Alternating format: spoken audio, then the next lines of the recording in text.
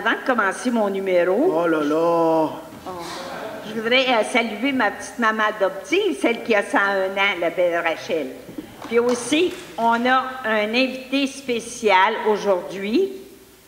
Il m'a bien dit de ne pas le présenter, mais c'est plus fort que moi, vu que je suis délinquante. Alors, on a ici présent notre Fred Pellerin.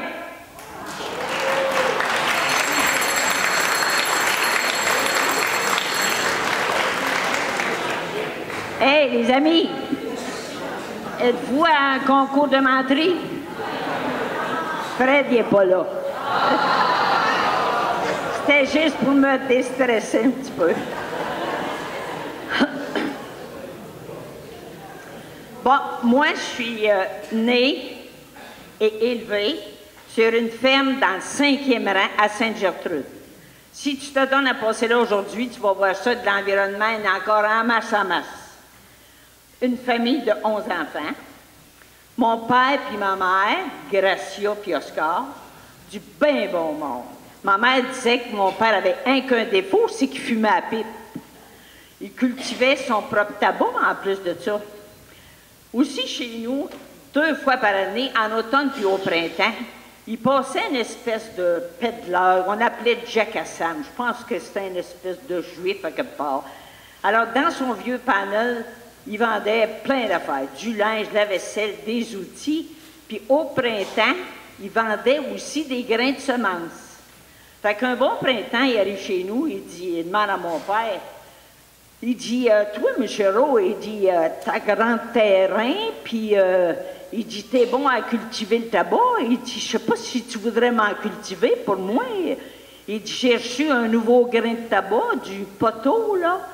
Puis il dit, tu sais, c'est comme plus, pas des fleurs, c'est plus des cocottes qu'il y a après ça.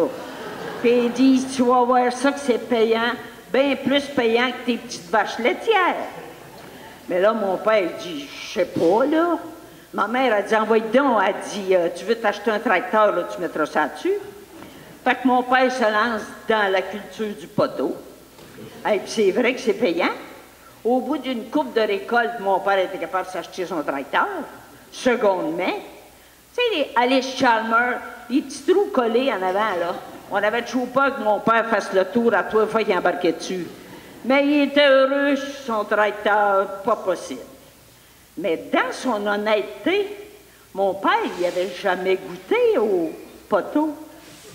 Un bon soir, il se ramasse une cocotte, bourre sa pipe, commence à fumer. Hey, ça n'a pas été long, ça se marie tout seul, ça. Ma mère l'a regardé, elle dit, coudonc, t'en as fumé du bon?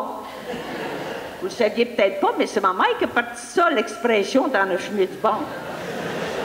Il se lève, il ramasse les genoux à main. C'est à qui la belle petite Gracia d'amour t'as déjà son petit corps en or? Ah ben, chère, a dit, va t'écraser de 20 enfants en plus de ça. Mais on avait l'image de la Sainte Famille dans la cuisine. Il regardait ça, puis il avait envie de rire. Il dit, il n'a pas rien qu'un Jésus, il dit, il en a 3, 2 gros, un petit. Ah ben, elle dit, là, ça va faire rire de mes images saintes. Veux-tu bien me dire qu'est-ce qu'il y a dans ce tabac-là? Elle dit, envoie Raymond, viens m'aider, on va aller coucher ton père. Il a dormi, pas réveillable le lendemain matin.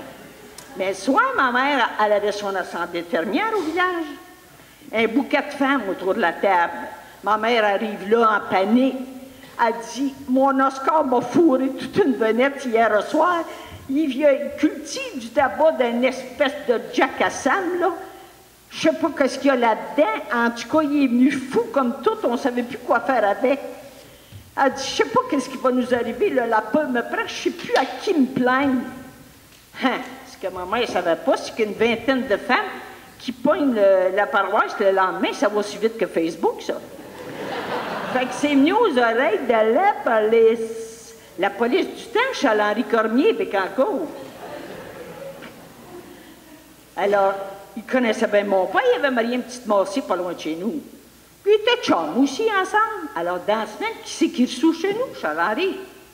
Oscar, il dit, j'ai entendu parler de ton histoire, il dit, Là, je m'en viens chercher un échantillon. Il dit, on va faire analyser ça. C'était pas là. Puis il dit, je te reviens là-dessus. 4-5 jours après, Charles-Henri, la petite justice, arrive chez nous. Oscar, c'est bien de la contrebande là, que tu cultivais là. Oh non, il dit, qu'est-ce qui va m'arriver? Je te jure, Charles-Henri, je n'étais pas au courant de rien. Oscar, je te connais assez. Inquiète-toi pas, il ne t'arrivera rien. Ton Jack à Sam, il y a quelqu'un qui s'en occupe. Oh, il dit, je te remercie bien, mon Charles-Henri, mais il dit, j'aurais quelque chose à te demander avant de partir. Il dit, pourrais-tu garder mon tracteur? Il dit, pas de problème. Il dit, de toute façon, il dit, c'est sûrement la même gang qui te l'a vendu parce que ça n'a pas l'air à vouloir grand-chose. Puis il dit, je pense à ça, Oscar, là, une joke avant de partir. Tu pourras toujours dire que tu as été le premier, il dit, dans Bécancour à cultiver le poteau rose. Hein, il dit, c'est pas drôle. Après qu'il était parti, père ramasse une petite boîte. Il dit, hey, les enfants, ça, c'est le restant des graines de tabac du diable qu'il y a là-dedans. Là, vous allez me promettre, quand je vais mourir, jetez ça dans ma fosse. Promesse, c'est une promesse. Alors, au lieu de notre petite poignée de terre, on a vidé ça dans la fosse de paix. Mais l'année d'ensuite, le voisin du cimetière, M. Gérard, il entend une voix.